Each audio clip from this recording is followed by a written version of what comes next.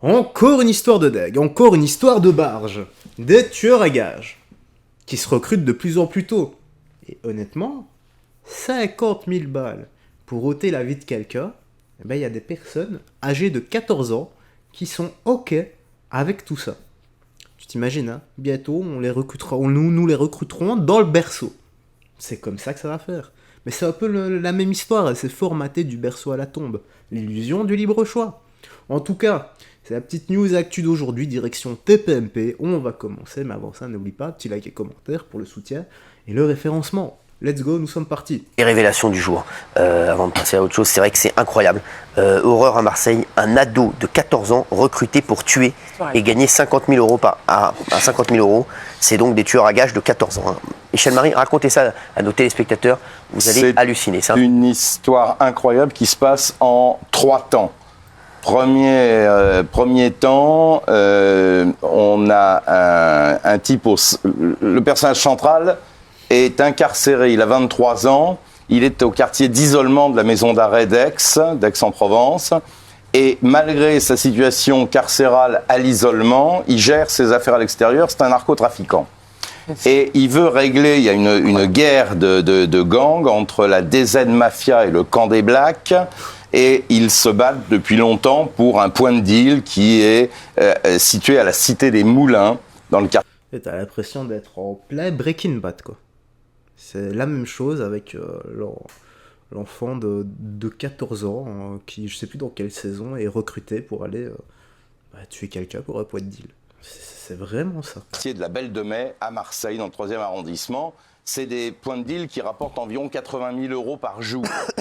Donc, on comprend les moyens employés pour garder le contact et garder le contrôle plutôt.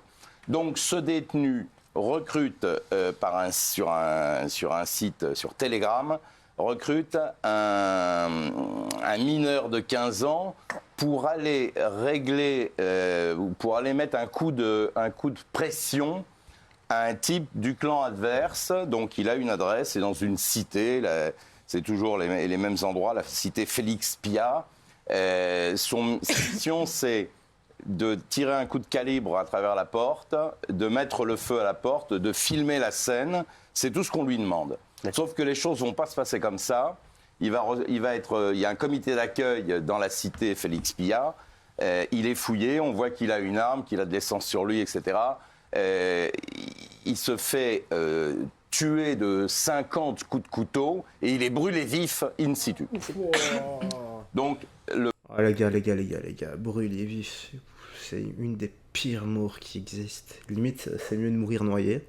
Voilà, c'est horrible aussi, hein, mais au bout d'un moment, tu te sens bien quand tu meurs noyé, tandis que quand tu brûles vif, je n'ose même pas imaginer. Je n'ose même pas imaginer. D'ailleurs, pour l'anecdote, il y avait eu un gars qui s'était immolé à 500 mètres de chez moi il y a des années. Il s'était immolé d'essence et il avait allumé un briquet. Il s'est foutu le feu comme ça, il est mort sur la route, comme ça. Je ne sais même plus pourquoi. C'est un truc de barge. Mais c'est une mort horrible. Le plan a complètement raté, foiré.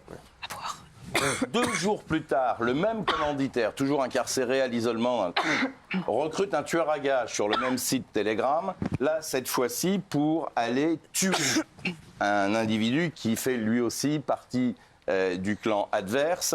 Et en fait, c'est un petit peu le match retour de cette première expédition punitive qui a lamentablement foiré. Ce garçon a 14 ans. Incroyable. Il est recruté, il accepte pour 50 000 euros de remplir le contrat.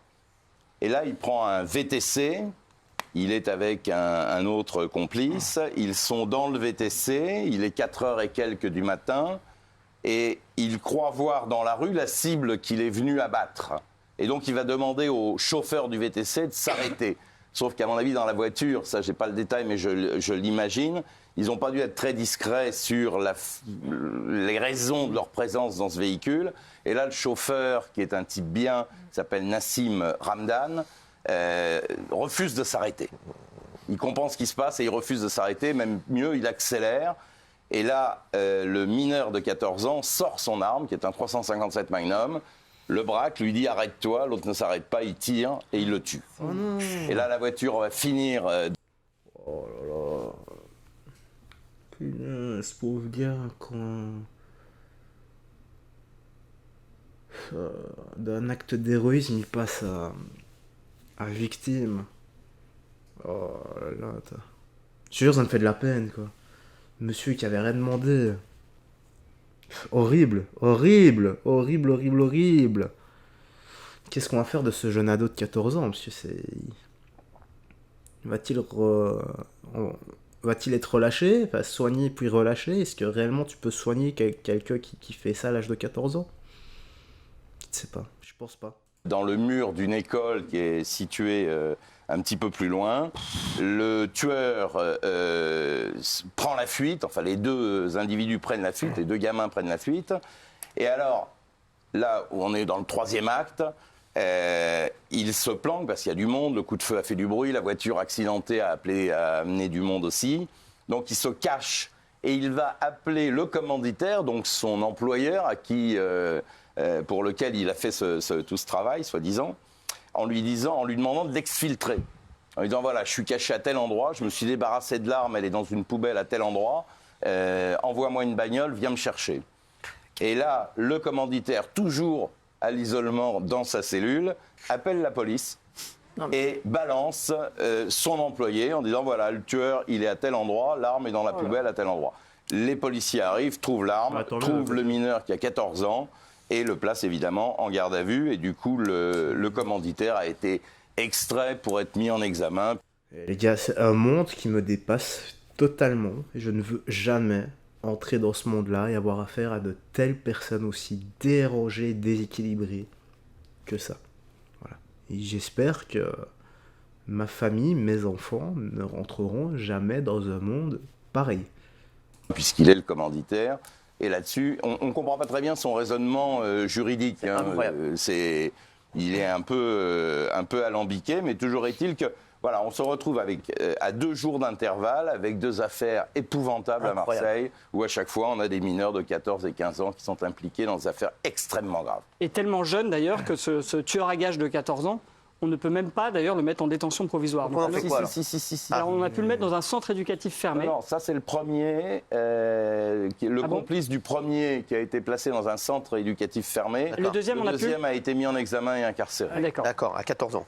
À 14 ans. Alors justement, juste j'aimerais qu'on revienne là-dessus, Gilles, parce qu'il y a des points de deal à vendre entre 1 et 3 millions d'euros. C'est comme l'immobilier maintenant. C'est hallucinant. C'est comme si... c'est un truc de faux. Écoutez ça, c'est fou. C'est comme s'il y avait un droit au bail à racheter, Oui. comme si c'était un fonds de commerce. Il y a 2 points de deal à Rennes, un dans un centre commercial et un dans une localité qui s'appelle Bréquigny, qui sont à vendre 800 000 et 3 millions d'euros, parce que tout simplement, ils sont ouverts 24 heures sur 24, qui rapportent. Et les gestionnaires de ces points de deal, soit veulent prendre leur retraite, soit devenir grossistes, soit ils sentent la bonne affaire et ils les vendent. Ils vendent le droit, c'est-à-dire, vous nous payez cette somme et... Putain, mais c'est...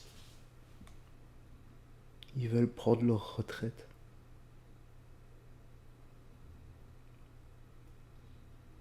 Je bug là. Maintenant les gars, je suis dépassé, je bug. L'attrait de l'argent, c'est on préfère l'argent que l'être humain. Certains êtres humains, oui, je peux comprendre.